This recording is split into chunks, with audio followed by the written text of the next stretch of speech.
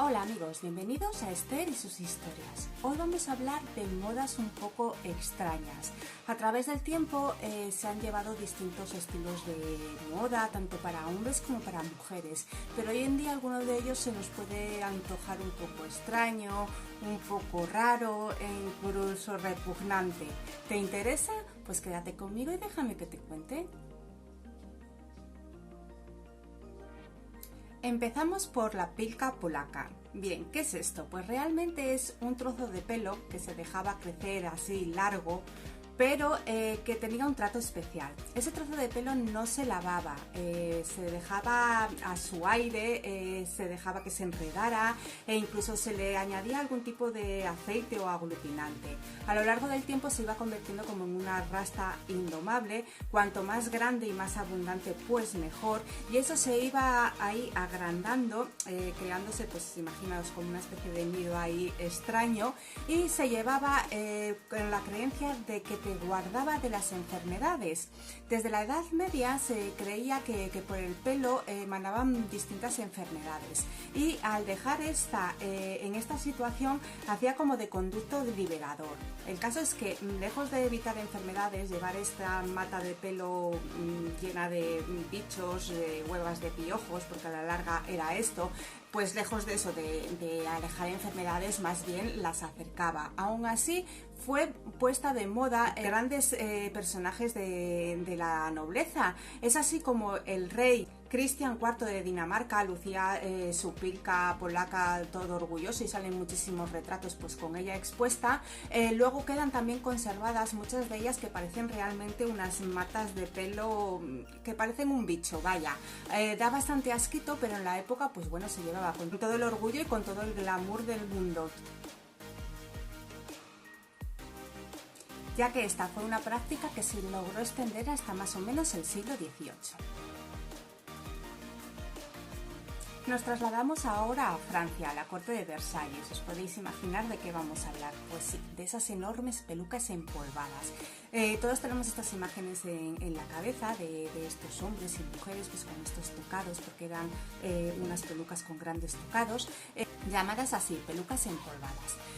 ¿Quién las puso de moda? Pues el propio Rey Sol. Luis XIV todo lo que hacía lo convertía en tendencia.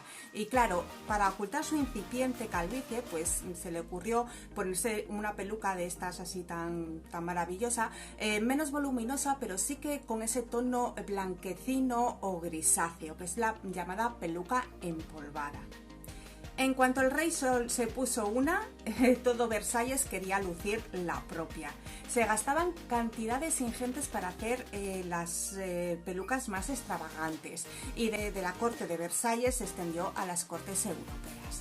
Bien, la tradición era que el hombre la llevara de color blanco o grisáceo, mientras que las mujeres podían llevarlo de distintos colores, pero siempre pastel, rosa, azulado, violeta, en fin, había ahí una pequeña gama. Se llegó a convertir en un gran símbolo de riqueza. Cuanto más ornamentada estaba la peluca y cuanto más grande y exuberante fuese, pues se denotaba mayor riqueza. Para ello se utilizaba el cabello humano, pelo de cabra, pelo de caballo, pájaros, mariposas, diversos joyas y materiales, piedras preciosas y demás. En fin, se podía llevar ahí de todo. Llegaron a medir hasta unos 80 centímetros. Esto destrozaba el cuello a las mujeres porque lo tenían que, imaginar, que llevar todo el día, y a veces necesitaban un porteador atrás que siempre las perseguía durante todo el día, sujetándolas con un palo. También creaban tanta malestar que se crearon unas varillas de metales preciosos o de marfil para poder rascarte en las zonas pues en las que te picaba, te producía algún escozor o lo que fuera. La verdad que se salió un poco de madre todo esto, y María Antonieta era la más exagerada en cuanto a sus tocados, y la que por supuesto marcaba tendencia en la moda femenina. Así como por una parte se puede pensar que era una medida de higiene, porque generalmente lo que hacía la persona era raparse la cabeza, así evitaba tener cualquier tipo de parásito o de lo que fuera, para poder lucir luego estas pelucas. Entonces, pues máxima higiene. Pero ¿qué ocurre? Estas pelucas eran tan sumamente caras, con tanto material y esos volúmenes, bichos y tal, que imaginaros lo que podían anidar ahí. Duraban muchísimo tiempo, porque claro, se invertía muchísimo tiempo y no te las ibas a poner solamente una vez, y bueno, se llegaron a convertir realmente en un pequeño zoológico con bichos muertos y vivos. Los hombres por su parte se quedaron un poco más cortitos, las llevaban bastante más sencillas y simplemente se las empolvaban. Lo que hacían es se ponían como un cono en la cara y luego se difuminaba sobre ellas pues una especie de polvillo creado a base de almidón de arroz o de papas. Viajamos ahora hasta China. Aquí nos encontramos una cultura muy exótica y nos sorprende con una moda que fue la de los pies de loto.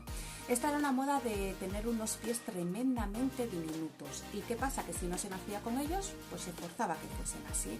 Es una práctica tremendamente extrema y dolorosa.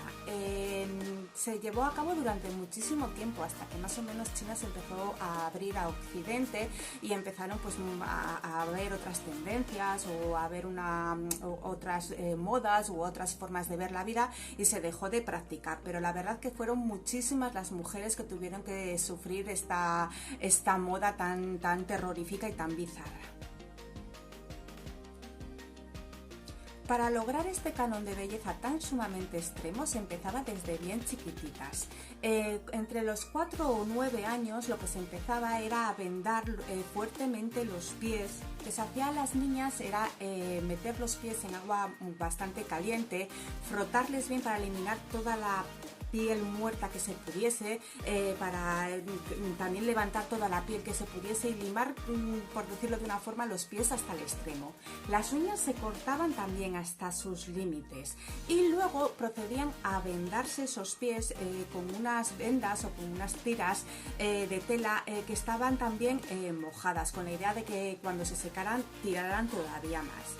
La forma de envolver estos pies era la siguiente: se intentaba como cerrar el pie de esta forma, del dedo gordo hasta el tobillo se creaba una ligadura y se intentaba como hacer un arco con el pie, digamos, y luego por otra parte los dedos se intentaban esconder o ocultar con otras vendas debajo de lo que sería la planta del pie.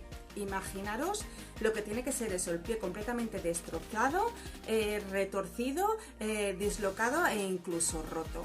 Estas vendas se cambiaban y se repetía el ritual varias veces, porque claro, este cambio no se producía de un día para otro. En este proceso se podían llegar a perder dedos de los pies, pues porque imaginaros lo que tendrían que sufrir, las uñas, por supuesto, que dejaban lo único que generaban eran problemas porque se encarnaban en la piel y creaban grandes infecciones, y lo que sí estaba seguro es que provocaban un dolor inmenso, pero todo sea por la belleza y por estar de moda. El caso es que estos pies diminutos eran súper deseados, era algo súper llamativo, se consideraba muy sexy, se consideraba la verdad que algo muy espectacular y un rasgo de belleza inigualable, pero siempre que estuviesen vestidos tenían que llevar sus escarpines, porque en el momento en que se los quitaban y se veía esa deformidad, cómo se había conseguido eso, se consideraba ya desagradable. Qué curioso, el pie pequeño bonito, ¿no? Pero todo el proceso tú súfrele, pero no lo enseñes. La verdad que fue una práctica que gracias a Dios se dejó de llevar a cabo, porque ya os digo, tremendamente dolorosa. Una moda bastante extraña, y la verdad que cuando debieran de ver los pies occidentales, supongo que las mujeres chinas de la época se horrorizarían de nuestros pedazos de pies en pleno esplendor y cada vez más grandes. Seguimos en Asia y esta vez saltamos a Japón. Aquí tenemos la práctica del ojaguro. esto es dientes negros. Sí, habéis oído bien. Dientes negros es una palabra japonesa que significa esto. La cosa era una práctica en la que se pretendía que teñir los dientes completamente de negro con una solución hecha a base de mezclar virutas de hierro con vinagre. Principalmente esa es la mezcla, luego hay bastantes variantes. Se teñían los dientes y se quedaban completamente negros. Esto les encantaba, era algo súper atractivo. Se daba generalmente entre mujeres de alta cuna o de la aristocracia, e incluso se extendió un poco hacia los hombres también. En muchas pinturas, en muchas representaciones los vemos pues con esta práctica del ojaguro. La verdad que es que no se sabe muy bien el origen de por qué era tan hermoso esto. Hay muchísimas variantes. Se creía que los dientes con el tiempo tendrían a amarillar, y como en la cultura japonesa también se motivaba mucho lo que era la tez pálida, muy blanquecina, pues que sobresalía muchísimo. Y sí que era muy codiciado, o era una cosa muy admirada, el negro absoluto, los negros muy lacados, muy perfectos. Entonces decidieron tapar esos dientes que tendían a amarillarse pues con ese negro lacado tan bonito que a ellos les gustaba.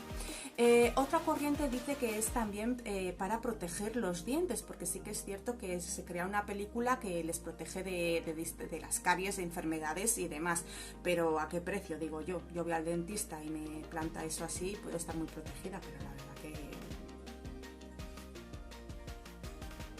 Por otra parte, se creía que hacía también un efecto como de máscara.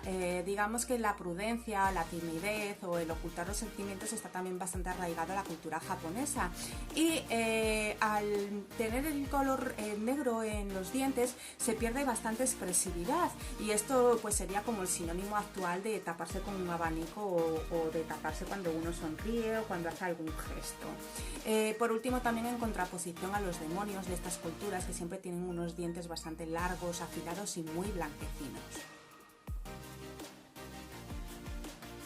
El caso es que esta, como otras muchas prácticas, cuando las sociedades japonesas empezaron a abrir a Occidente, empezó a perder un poco de impulso, y ya sabes, las modas van, vienen, se juntan. A los occidentales les parecía tremendamente horrible esta moda, y bueno, pues poco a poco se fue diluyendo y fue quedando en el pasado.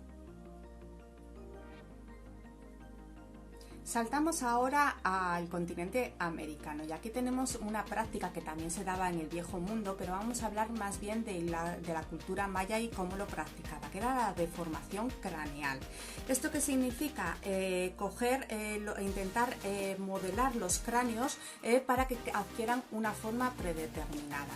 Bien, esto se hacía desde que los bebés nacían, cuando su cráneo era todavía muy maleable. En sus primeros días de vida, el bebé se le metía en la llamada cuna compresora. Era una especie de cuna en el que se aferraba bastante fuerte el cuerpo para que no tuviese mucha movilidad, e incluso la cabeza era bastante encajada, y con unas varillas se empezaba a intentar alargar ese cráneo ya desde chiquitines. Ya sabemos que cuando los bebés recién nacidos todavía no tienen cerrada esta zona del cráneo, y es entonces cuando se puede modelar. Según iban creciendo estos niños, ya se hacía esa misma compresión, pero con ya unas varillas sueltas, con unas tablillas. Se proporcionaba el mismo aplastamiento, tanto aquí a los lados como luego intentar alargar el cráneo hacia arriba, aplastando la frente y haciéndola pues bastante alta, y fijándolo con cuerdas y diversas técnicas y diversas versiones, pero el objetivo es el mismo, hacer el cráneo como más alargado. ¿Por qué hacían esto? Pues lo mismo, hay distintas versiones, desde que era por estética, pues porque era una moda de entonces, de que parecía pues más hermoso. Hay otras corrientes que dicen que pensaban que todo lo que es el gran conocimiento se albergaba en la zona alta de la cabeza, entonces cuanto más alargada fuese tu cabeza, mayor conocimiento del mundo terrenal y espiritual ibas a alcanzar. Por otra parte, también se asociaba a la sabiduría e incluso al estatus social. Hay estudios que también dicen que puede ser como una seña de pertenencia, de crear como un colectivo, de formar parte de una comunidad con estos rasgos distintivos. El caso es que hay bastantes teorías, no sabemos cuál será la correcta, pero el caso es que sí que se han encontrado muchísimos cráneos alargados, pero ya os digo, no solamente en la cultura maya, sino en muchísimas otras culturas, tanto europeas como norteamericanas también.